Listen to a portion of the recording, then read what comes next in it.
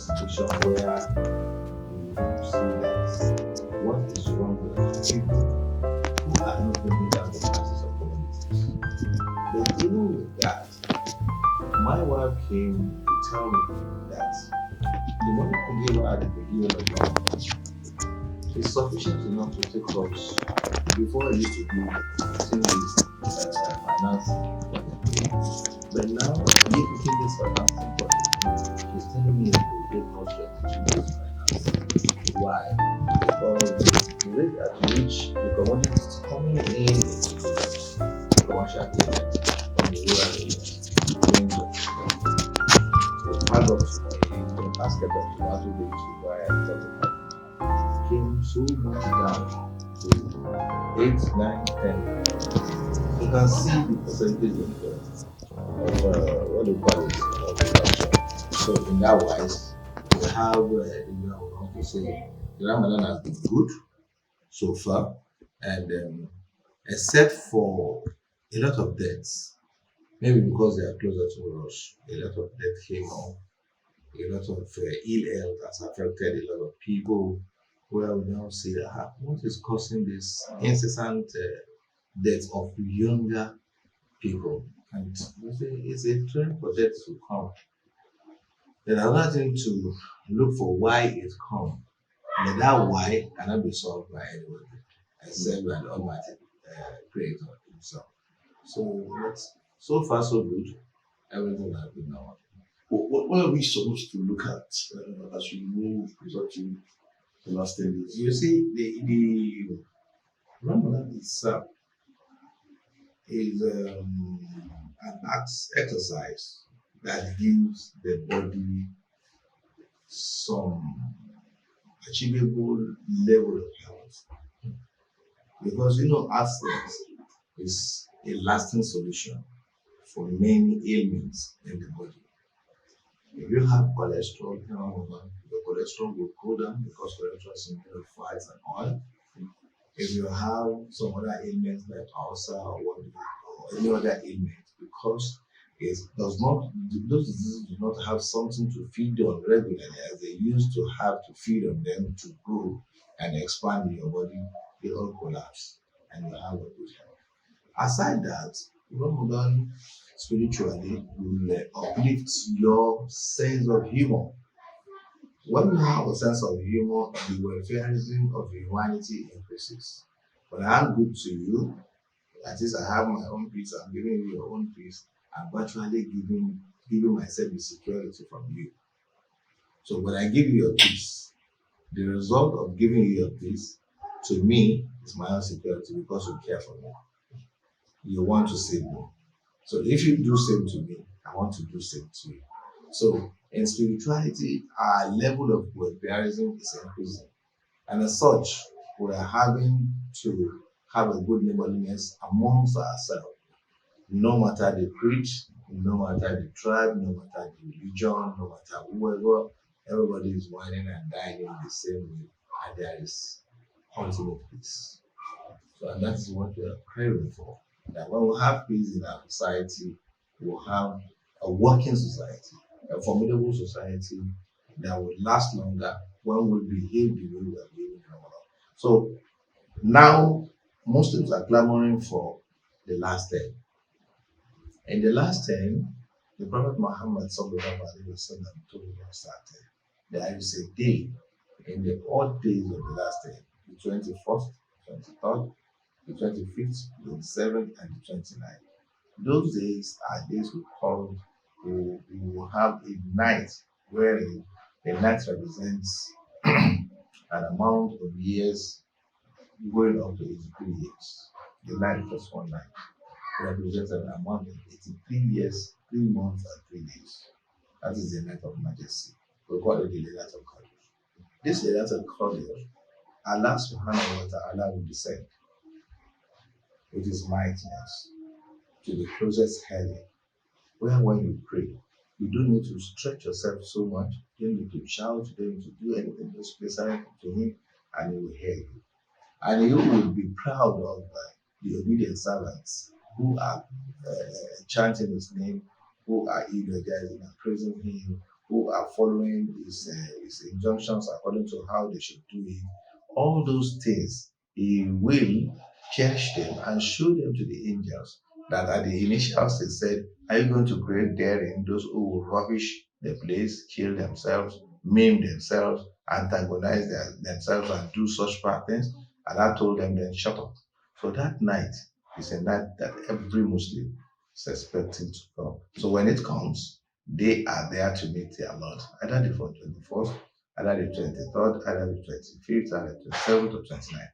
But to me, we calculated the months lunar way, not the solar way. So we assumed, or we thought that the night that was counted is the accurate night. It may not be the accurate night with Allah.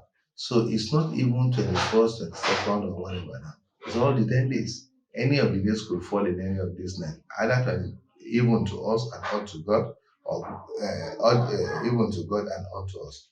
It's just the way. So in the last 10 days, you are ready to meet your God. Then in the same last 10 days, we go to public seclusion. We call it itikaf. The itikaf is a state where you go into the mosque, live in the mosque, wine in the mosque, dine in the mosque, and do everything acceptable in the mosque. There you don't have to visit your family, you'll be alone, calling on the name of God, observing Nawafil. Nawafil as supererogatory prayers. Observing Nawafil, doing prayers in the day and in the night. For those things, it's exclusively for you to accept or take the favor of Allah for yourself, your family, your friends, your colleagues, and whoever you want. So these are the last 10 days we are expecting. Today being the 17th, so we have only 3 days to go. On the 20th night to the 21st, you should have moved to the mosque if you are spending the whole 10 days. Or you wait to take one of the days, or you wait to take 3 of the days, or 5 of the days, or 7 of the days, or the whole day. So when you seclude yourself in the mosque from the 20th night, which leads to the 21st morning, because we count Ramadan, not as we count other days. We count Ramadan with the night preceding it. So we go in the night of the 20th for us to start the 21st. Understand? So we start the 21st. If you enter the mosque from then, you'll be in the mosque for the total 10 days. Extensively calling on God, reciting the Quran, listening to the exegesis of the Quran, listening to sermons, but it has to be in a central mosque. A mosque where you will not need to go out and observe Jumat prayer. You observe Jumat prayer in the same mosque. So here we do it. Here we do it because this is a central mosque. We have all facilities that will make it easy for those who are coming. And here we don't take anything for it. It is funded by a group called the Wikaya Group. The Wikaya Group are the intuition group. We call them the Wikaya Group because they give intuition, guidance, and support to people of less privilege, to people who are even learning, for them to know, to have a directional course on whatever they want to do. So that's what is expected in the next 2-3 days. So hoping that if you do that, Allah will accept your fasting and your supererogatory nawafils during the month as you have requested from Him. Let's take a look at the entire holy month. What are the expectations that a Muslim is supposed to? You see, if you see it as regimentation and restriction, in life there is restriction. We don't see it as a punishment. Because if you see the regimentation, the restrictions to Ramadan as a punishment, then let me bring these facts to you. It's a similitude of what is happening. In the town, when you're driving, you have traffic lights. What is the essence of the traffic lights? It's not that everybody does not have the freedom of not to drive. Everybody has the freedom of driving. But when it gets to certain points, you have to obey the regulations on the road signs that are given to you. You have to stop when you are asked to stop. You have to continue when you are asked to continue. It's exactly what the rules of Allah are in the Quran. So the Quran stipulated the four vital things you must take hold in Ramadan. Number one is piety. Piety is about feeling respect for others, mutuality.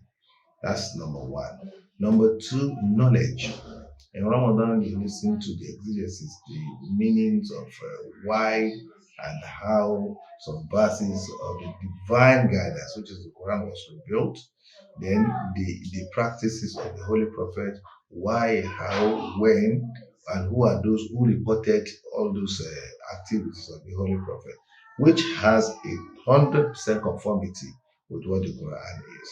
Now, number three is you need to give thanks because you understand that if Allah has given you the wherewithal to be able to fast and you are able to fast, it is the support of Allah. It's not easy to be hungry and nobody is guiding you and you don't go to somewhere, feed yourself, and go and eat. So when you are able to fast and you see the supremacy of God in the signs that He has bestowed upon you, you'll be able to give immense thanks on how He has created you and how He has shown you the light to follow that path that leads you to eternal success. And the last one is you'll be closer to God. You'll be closer to God.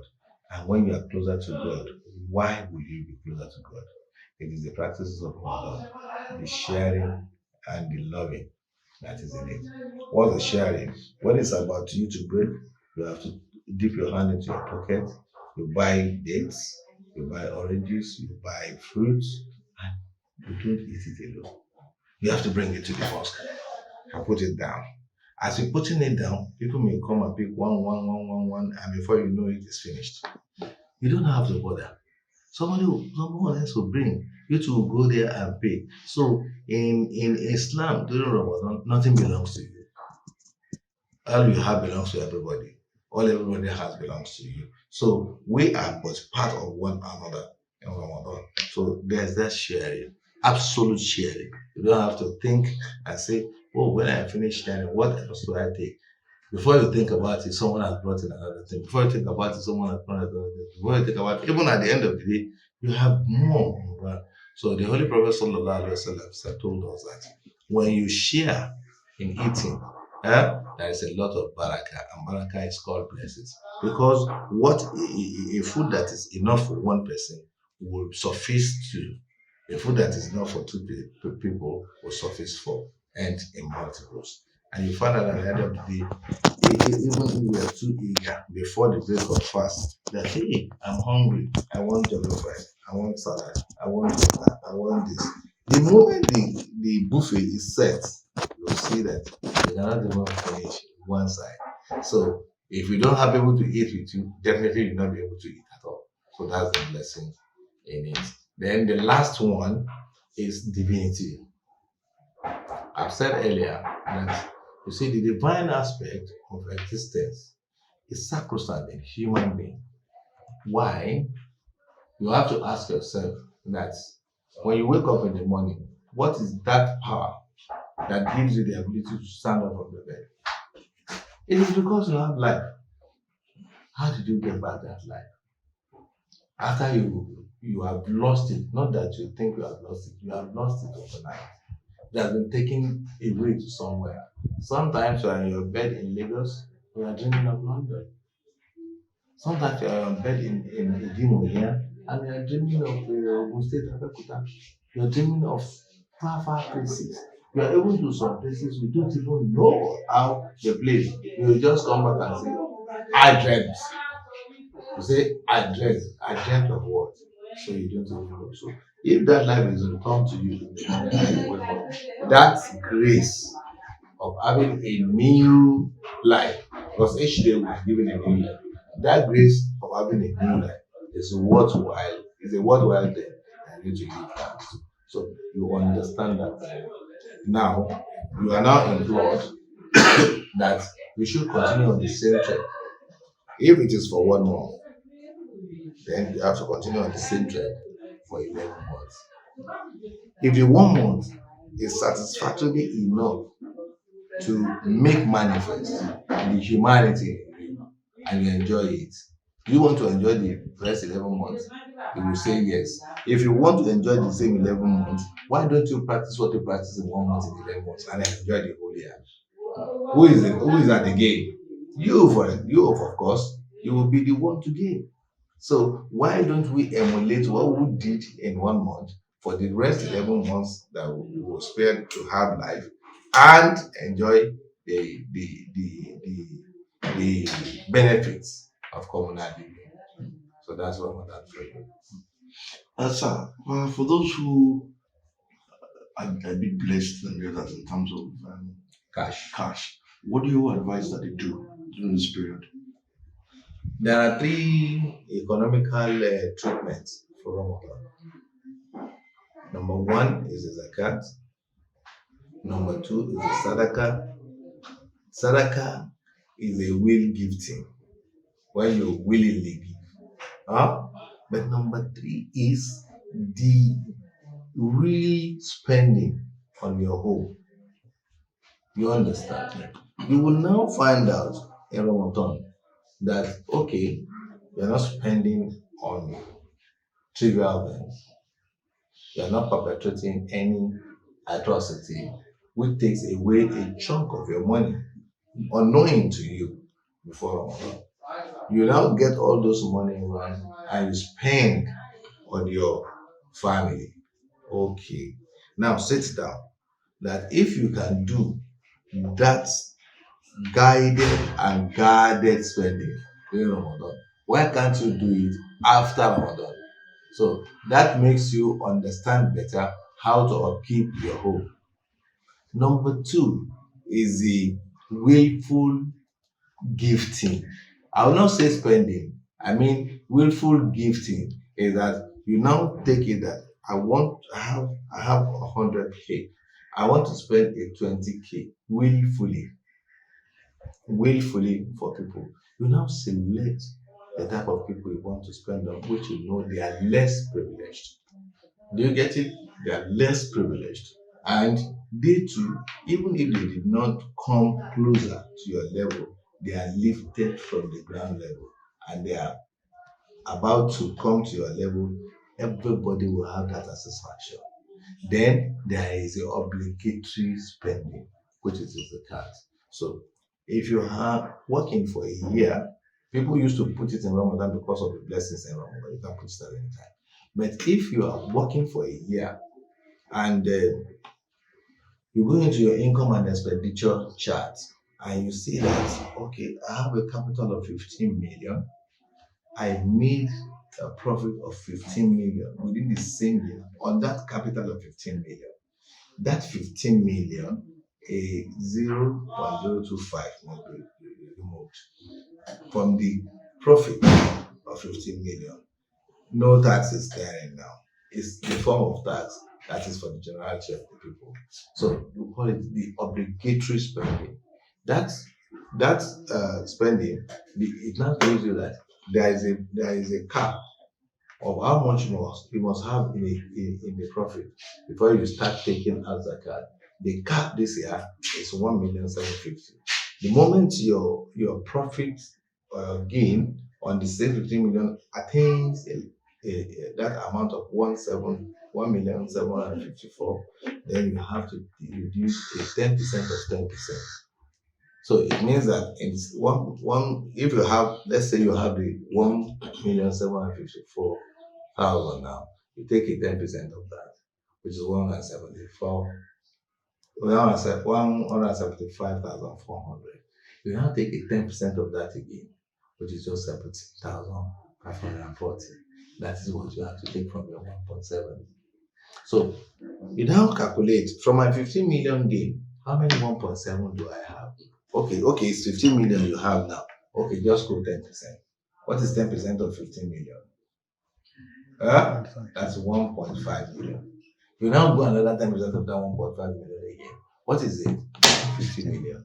So, 150,000. Huh? So, only 150,000 you have to take out of 15 million. Isn't that too negligible? Something you don't even know you take out.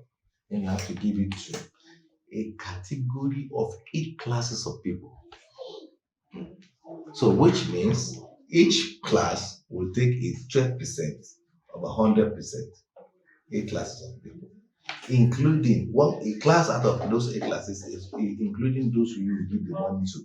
They have a deduction of a 12% from whatever accumulated wealth they have, so that they can work on it and distribute it to wherever it should go. And you have the feasibility. So things that are done for the sake of God, that people go in with messenger money doesn't belong to anybody, like the mosque, like the hospital, like the school, like borehole digging, like a lot of things.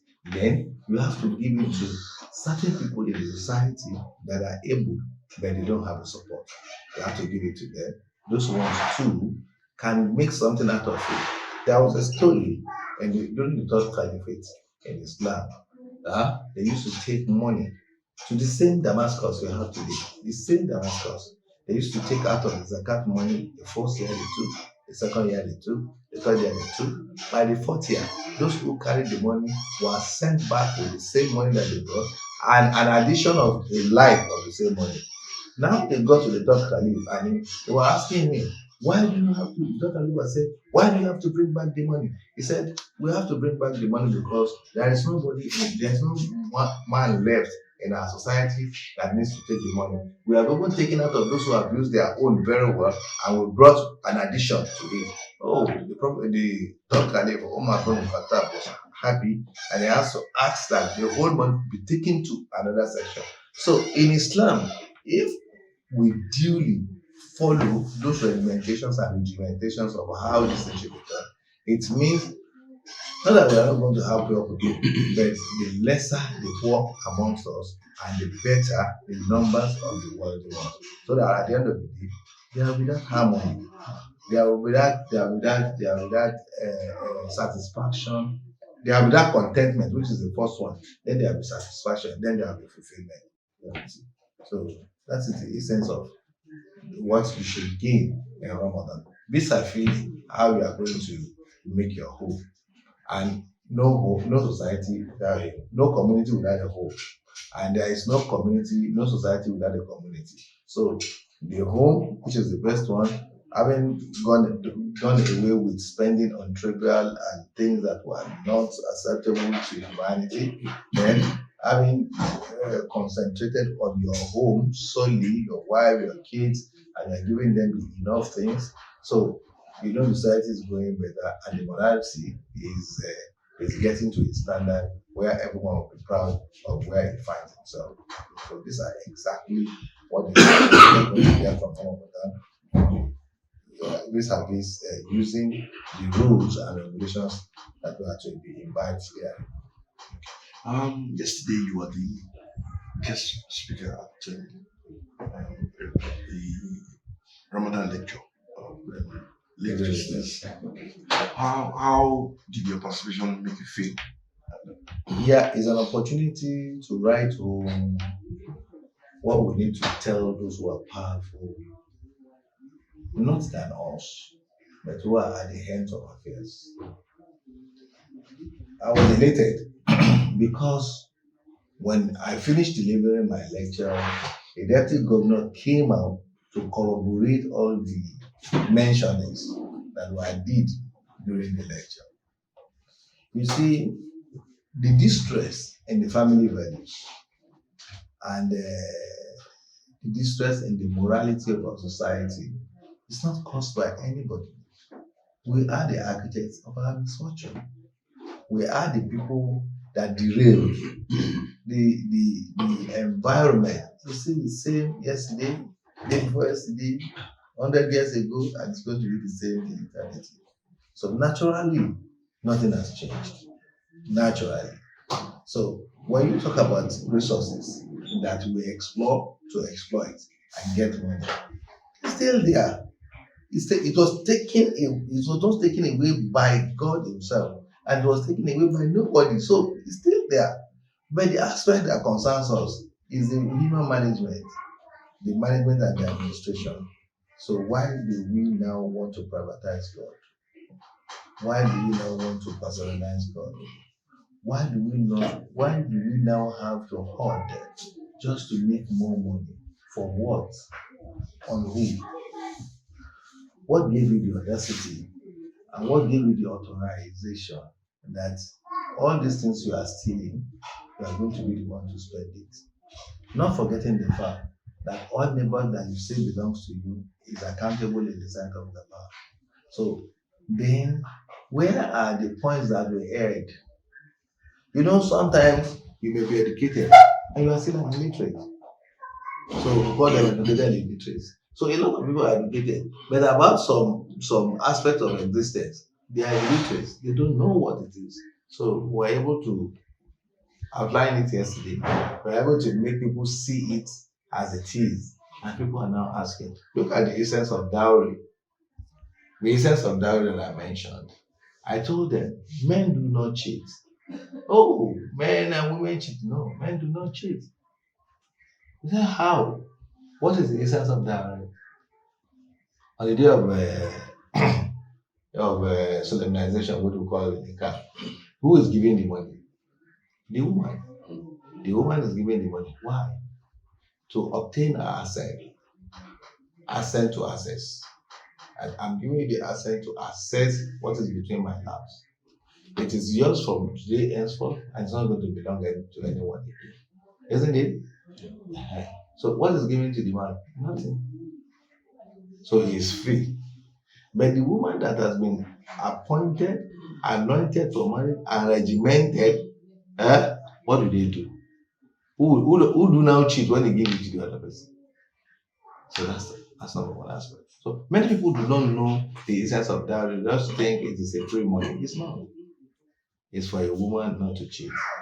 By nature, men are created to be promiscuous. Don't let me say men. Masculine is created to be promiscuous. So instead of going into promiscuity, you are given the chance of practicing polygamy in Islam, where you can marry more than one wife. So when one is under any forces of you not getting an access to her, which are natural forces, you will get to another one. If you are pressed, you can see all that are those things that we were able to explain yesterday. Then the issue of taking a homemade. So some of us use the homemade to train our child. Then if we use the homemade to train our child, who do we train to train? We train the homemade to do what? To train our child. But will our children listen to the homemade? No. Therefore, all the training we need to have given to our children, we are giving it to the housemates. You understand? Yeah. And who is going to be who will be futurically successful? The husband. So and our child will just be there thinking, Mababolo. This the aspect of what we were able to say again. Oh, many people came to terms. Before I got home, I didn't know it was aired. Before I got home, I received a lot of thanks and accolades. Oh, you have said this on radio. Oh, we have heard this on radio. Although we were not there, but we heard what was said. So, and see when the deputy governor came home, he corroborated all those things and now requested what they have the power. That this type of lecture is a lecture they want us to be doing for the grassroots. But we cannot go to the grassroots if there is no arbitration between us and the grassroots through a control. And what's that control? The government. So the government must know that the tool that they have to be able to serve the people better is the men of God. Not all men of God are versatile, but there should be some men of God that will be picked. That position should be seen as a position that you are thinking that I'm going to get there too. So those who are picked must be scrutinized, must be known to have all the facilities that the populace needed, and they will be made to work, given the same line of sermon throughout the state, as it is done in Oman, as it's done in Bahrain. I was there before Ramadan. I came back just 3 days before Ramadan. So in those places, the sermon to be delivered to the people, the message of the government, with the message of God corroborated, will be given to the people on Fridays. And the same Friday was the day that the churches too attend their masses. They do it on Saturday. The temples do it on Saturday. The churches, the mosques, everything, everybody does it on Friday. So it will be the same thing throughout the country. I don't see them protesting. You don't see them fighting against the government. You don't even see them fighting against themselves. They are very peaceful. And I want to tell you that $3 is equal to their own $1. Why are they so strong? That's a very small country. And when you work in the country, you work peacefully. They're not afraid of anything. So the government needs to, if they will be sincere and truthful, they need to have a ministry that sees to that is up and doing, that will observe the realities of the time, bring it forth to this table, discuss what is to be told to the people, then spread it to the men of God on the appropriate, on Friday, on Sunday, and what have you. So this is what we should be doing. And that is what gave me the joy of being part of that program yesterday.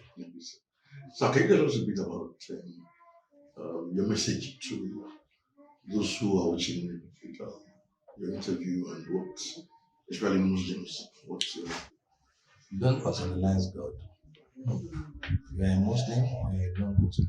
Don't personalize God. And in that message, to understand that faith is private, don't publicize it. My faith cannot be measured by others. Why I cannot measure your faith? So I can't kufranatize, if it is allowed in English. Kufranatize means I can't turn you to an idolater. I can't turn you to a mischief maker because of your level of faith. I don't know what it is, only God knows. So God does not belong to you, He belongs to me. If He doesn't need me as a Muslim, you have killed me, you have extinct me. And God belongs to the Christians, so this is to the Muslims. Because we want them as Christians, you have taken them off the ground. Even the idolaters, even the atheists, He knows they're there. But observe one religion before you become the ambassador of your own personal faith. Observe one religion. What is that religion? That religion is the religion of humanity. That was the first religion that came before Prophet Adam was sent as a messenger down to Noah, down to Abraham, down to Moses, down to David, Solomon, down to Jesus, which was the Prophet Isa to us, and down to Muhammad, which is the last of all prophets. That's my own first message. Then the second message is learn how to manage humans. It is very, very important. Today, we don't know how to manage humans, and we throw away three vital things in our society. Number one of these vital things I will throw away is love. But that love is not that I love you, you love me. Sharing. Let me give you out of mind so that you don't suffer and don't go from suffering to go and perpetrate atrocities or you kill yourself. That love of sharing, we should make sure we do it. Number two, we should know that we have no rights. And this is sacrosanct. Some people may hate what I'm saying now, but we have no rights. We have responsibilities. When we give our responsibilities and the other person gives us the same responsibility given to us becomes our rights, and our own responsibility becomes his right. So let's learn how to give responsibilities, then our right comes in automatically. And number three, we should learn to give ourselves peace. Assumption kills. The Quran told us assumption kills. This is not to a Muslim, this is not to a Christian, this is not to an atheist, it's to humans. Stop assuming. Assuming will lead you to doubt. Doubt will lead you to crime. And crime has no religion, crime has no tribe, crime has no face. A criminal is a criminal. So therefore, please, let's learn to give ourselves peace and let's learn to give others peace. The peace we give to others is our rights. Is our security. And the peace others give to us is their own security. We can't walk alone. We have to work together. Communal living is of essence. And until we learn to do that, we will dwell in fighting and fighting and fighting all the time. And that's not desired. Thank you so much. Thank you.